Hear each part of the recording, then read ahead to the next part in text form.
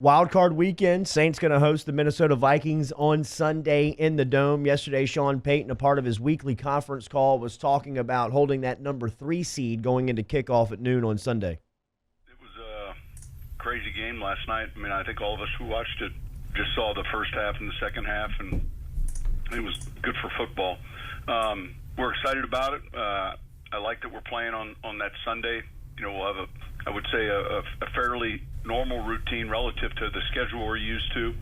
We'll get on the tape and start working, heavy on Minnesota in these next few days and get ready to put together a good practice week and a good plan for Sunday. You mentioned the Saints offense being fully intact. Yeah. Going in Love it. to Sunday's game. You rarely find that in football, let alone in the NFL, that go through that long regular season. And then have everybody that started game one back out there on the field. And specifically, the guys have been missing, have been on that O-line. When you're talking about Warford and Peat and all those are interior guys. That's massive for a game where you got to go up against the Vikings, this defense, and this pass rush. But as we said in headlines, nobody is playing better offensive football than New Orleans right now. They are leading the league over the past 7 weeks. And that's not like a small sample size. It's half a season, right? So over the second half of the season, the Saints are leading the NFL 36 points a game. They've gone over 36 of their last 7.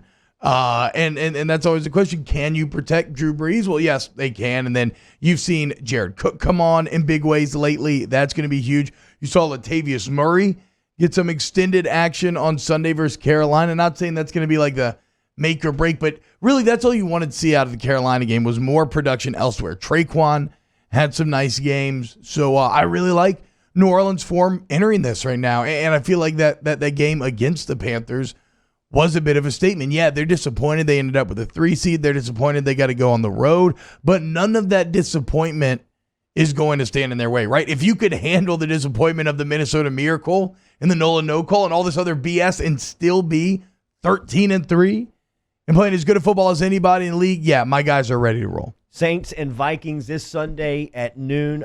You talk about the offense team. More impressive has been the defense, the way that they've been able to kind of continue to not execute at the level they were at the three-quarter stop of the season, the three-quarter way of the season, where they were buzzing, man. I mean, like around Teddy time, at the end of Teddy time, when Teddy was playing and the defense was playing at a high level, and they were really confident each and every week. Now they've lost some key figures, right? Yeah. I mean, they've lost With some big Davenport names up and front, Rankins. Sheldon Rankins.